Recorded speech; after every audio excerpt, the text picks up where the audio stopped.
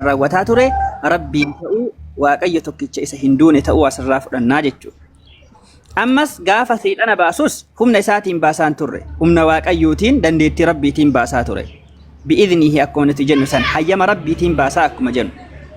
Wangeela Luqaas boqonnaa 11 lakkoofsa 20 irratti maal jedha? Ani garuu humna waaqayyootiin hafuurota hamoota kanan baasu erga ta'ee mootummaan waaqayyo isin irratti dhufee jira jedha. Yeroo seexana baasullee humna isaatiin baasaa hin turre. Humna isaatiin baasaa hin turre. Humna eenyuutiin? Humna rabbiitiin hayyama rabbi. Kuni jalqabumaa jalqabee waaqayyoon bira ture jedha. Maaltu ture? Hafuurichatu ture, sagaleetu ture. Osoo isaan hin dhalatin dura isatu ture. Sagalichi sun maalidha ofii isaatiiyyuu akkuma isaa uumee ofii isaatiiyyuu rabbiidha.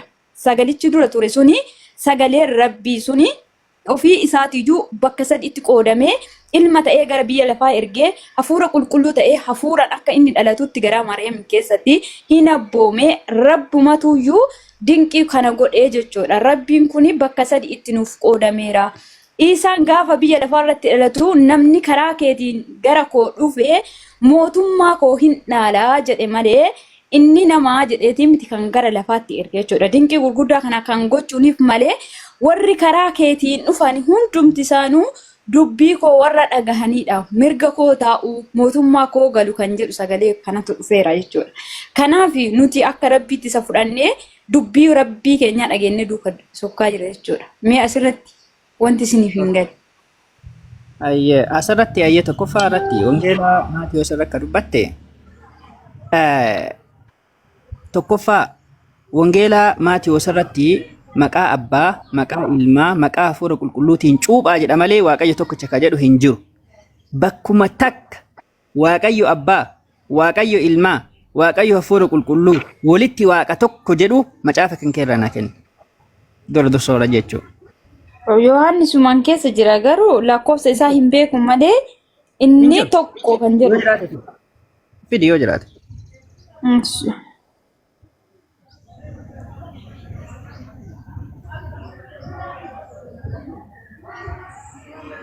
Kiristaanni hundi walitti qabamaa caqasa tana fida. Eshi soqee itti bayeeni lakkoofsa isaa isinii kenna jechuudha. Hafuurris ilmis abbaanis tokkodha. Hafuurri sunis waliin ta'ee harka isaatiin kan nama uume eenyudha? Itti deebinaa kasanii suni ilaalaal waaqayyo abbaan akka nama uume. Siin jedhetti inni sun wal qabata waan ta'eef. Utaaliin kaa takka takkaan deemna. Waan tokko osoo qulqulleessin gara biraatti hin tarkaanfatin. Osoo wanta tokko qulqulleessinee gara waan tokkootti hin darbine utaalaa jechuun nun baasu. Tokkoffaa irratti abbaan na caala jedhee jira, abbaan isa caala. Sadaffaa irratti immoo maal jettee turte? Waaqayyo abbatuuyyuu garaa Maryam keessatti isa uumee jette. Erga waaqayyo isa uume inni uumamaadha xumurame wanti achiin booda deebitee waaqa jettuuf tokkollee hin jiru. Xiqqoo mallee cuqi jettee wanti ati sirim akkanuma sagalee mallee ol baafatee booda akkasini ifuufi Yesus Kristos maaliif dhalate? Ishee akka ilmaatu eega fudhannee maaliif dhalate? Rabbitu isa uume kaa? Booda rabbiin ergamaa taate. Uumeera sababii maa akkamittiin uumamee jedhudha. Rabbiin ilma namaa wanti uumuuf akka isa gabbaraniif akka rabbiin wamaa خلقت الجن والإنس إلا ليعبدون أنما في جن اللي وانتين أوميف أكا أنما قفا قبراني في ماليوان براتي في الأم نجد أكا إسا واقع السوف ربين إسا أومي إسا اللي واقع الساتوري ونقل لك أسبق قلنا جهلا كوسا كل لما رتي هل كان قوتو واقع يفسا قدابو لاجد يسوس كريستوس هل كان قوتو ربي يفسا قدابو ونقل لك أسبق قلنا جهلا كوسا كل لما أما اللي أبرو أكو منوتي سبي كاني سلانو أسو أدو همباني كاني سلانو إن اللي ونقل ماركوس بقولنا توكولا كوسا صدومي شنرتي أسو أدو همبائن كأي واقع يساكر أتتوريجل eenyu Yesus Kristos akkuma nuti osoo aduun hin baane kaanee rabbiif salaannu innillee osoo aduun hin baane ka'ee rabbiif sagada jechuudha Yesus illee kanaafuu Yesus rabbiin akka gabbaru rabbiin isa in sagada baraanis sagadu hin jenne hojiin isaanii tokko kan jedhudha Yesus Kristos akka nufi kiyya beekutti kan dhalatee fi fayyisaa biyya lafaati akka biyyi lafaa fayyaniif gara biyya lafaatti ergame Sababni isaa namoonni yeroo sanitti uumaman.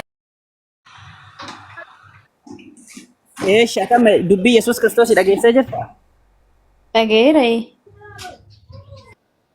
Tole Yesuus Kiristoos wanti jedhe si Waaqayyo isa tokkicha isa dhugaa Yesuus Kiristoosiin isaati ergitees beekuun isaanii jireenya bara baraati jedhe. Abbaadhaan qofatu na jala dubbatin ka dura na jala dubbatin. Abbaadhaan maal jedheeniin si Waaqayyo isa tokkicha isa dhugaa jedheen. Yesuus Kiristoosiin isaati ergitees beekuun isaanii jireenya bara baraati jedhe. Waaqayyo abbaan akkuma Yesuus Kiristoos jedhe. Ati kophaa kan keetii Waaqayyo isa dhugaati Yesuus Kiristoos ergamaa keeti jettee ni amantaa? Ila akkas jechuu koo osoo hin taane akkuma rabbii fakkeenyaaf daa'imni keessi abboomamuti.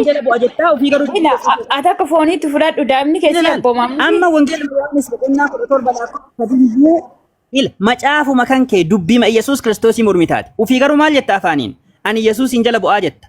Inni dubbii Yesuusin dhaga'aa jetta. Garuu nageetti faallaasaa deema. Karaa isaatiin malee mootummaa isaa kan dhaalu tokkuma hin jiru. Karaan hin jiru isaan malee. Ergasuu karaa isaatiin mootummaa rabbii Okay, erga karaa isaa jala kadeemtu taate wangeela Yohaannis boqonnaa 17 lakkoofsa 3 irratti Yesuus maal jedhe abbaadhaan si Waaqayyo tokkicha isa dhugaa Yesuus Kiristoosiin isaati ergitees beekuun isaanii jireenya bara baraati jedheen. Si jedheen abbaadhaan si qofatu Waaqayyo isa dhugaati jedheen. Bichaaheen እውነተኛ አምላክ ይሆን ሆ jedheeniin. Kophaa kee Waaqayyo isa dhugaa ka taate jedheeniin. Ati Waaqayyo abbaadhaan ati kophaa kan kee Waaqayyo isa dhugaatiin jetta akka Yesuus Kiristoos abbaadhaan jedhe. Inni isa dhugaa isuma rabbiin qofaadha. Garuu rabbi kan dubbate nama karaa isaatiin dhufe qofatu mootummaa koo dhaaluu danda'a. Isa dhaga'uu qabna jalqabatti. Amma garuu dhiis. Waaqayyo abbaan kophaa isaa Waaqayyo isa dhugaati erga jette persentii 50 akka kiristaanonni itti amanan irraa akka Yesuus Kiristoos itti amanutti amantee jirta. Persentii 50. Kiristaanonni guutumaan guututti barsiisa Yesuus hin hordofan. Ati amma gimmaasha jecha Yesuus Kiristoosii fudhattee jirta. Yesuus maal jedhe Waaqayyo abbaadhaan? Si Waaqayyo isa tokkicha isa dhugaa jedheeniin abbaadhaan. Isa dhugaati. Waaqayyo isa dhugaati. Akkuma inni ergitees beekuun isaanii jireenya bara baraati jedheeniin. Akkuma inni Tolee. dhuguma waan si qofaadha jedheeni akkas jedheen kaa'aboo isaa kenne bare. Ani ilma godhee sinuuma gara biyya lafaa dhaqi. Bartoota kee godhiitii warra duuka kee bu'anii barsiisi. Ani immoo deebi'ee sin fudhaa warri karaa keetiin si duuka dhufanii mootummaa koo dhaaluu danda'u. Warri dubbii kee sagalicha kee hin dhageenye garuu mootummaa koo dhaaluu hin danda'an jedhe. Wanti akka atamma jedhaaftuu kun macaafarra hin jiru ufumaa macaafarratti uumaarta kitaaba haaraa barreessiteerta ati macaafa kana al. Ani eessan fidee barreessa? Kan hin barreeffamin dubbachaa jira malee. Ilma godhee si uumaa ka jedhu eessaa fiddeleeti? Akkamitti ilma ta'ee dhalate ree? Akkamitti ergamaa ta'ee dhalate ishee akkas ta'eeti? Akkas gaafii bareeda. Rabbiin akka itti isa uume Gabri'eeliin itti ergee wangeela Luqaas boqonnaa 1:31 irratti gaafa Maryamitti Gabri'eeliin ergu ትጸንሻለሽ ni ulfoofta jedheeniin wanda lejenamti wal jaallesh ilma dhiiraas indeessa jedheeniin ilma dhiiraa garaa isii keessatti uume malee ani ilma godhee si uuman jenneeniin ilma dhiiraa jechuun waaqaa miti waaqaan dhiira dubartiin jettuuniin siigalee waaqaani dhiira dubartiidhaan jettuuniin kanaafuu Yesuus Kiristoos ilma dhiiraati dubartiillee miti ilmi dhiiraa immoo waaqan ta'u nyaata nyaataa ture dhugaa ture rafaa ture rabbiin kadhataa ture rabbiin gabbaraa ture akkuma san rabbiin tokkochi Waaqayyo abbaa qofa jedhaa ture an ergamaa rabbiiti jedheera ati immoo faallaa isaa yoo kadeemtu taate barsiisa isaa hin hordofne. Qoy soddomii meeqarra jettee amma Luqaas? Tokko soddomii meeqa? Boqonnaa tokko lakkoofsa 31. 31? Ishi. Kunoo inni ulfooftaa ilmas ni deessaa maqaan isaas immoo Iyesuusin jedhama jedhamee moggaafama. Jedhii moggaasii jedha.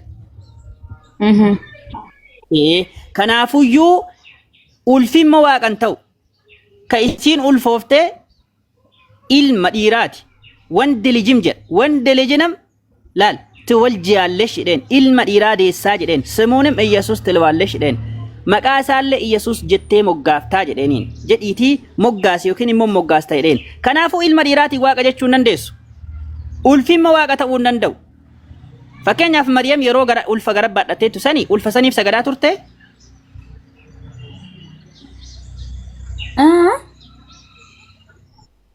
Maryam yeroo ulfa garabbaadhattee turte sani ulfa saniif sagadaa turte. No. Eenyuuf sagadaa turte? Rabbiif. Akkana kun dhumate jechuudha. Ati guutumaan guututti amma dhugaa argitee jirta. Rabbiif sagadaa turte. Rabbiif sagadaa turte garuu hamma inni dhalateen booda warroonni duuka isaa sokkanii warroonni dubbii inni akkuma abbaarraa dhaga'u wanta abbaan jedhe san dhalootaaf dabarsaa ture. Dhaloonni immoo isarraa dhagahanii duuka isaa sokku. Okay? Akkasitti. Maal rakkoo qabaree barsiisaa barsiisu ni nabiyyi rabbiiti ergamaa rabbiiti rabbi wanti inni jedhe wangeela Yohaannis boqonnaa 8 namni karaa ga'e waaqayyo irraa dhaga'e isinitti himeera jedhe. Ilaalaal wangeela Yohaannis boqonnaa 8 irratti ani dhugicha isa waaqayyo irraa dhaga'e isinitti himee jira jedheen. Dhugicha eenyurraa dhaga? Rabbi irraa dhaga.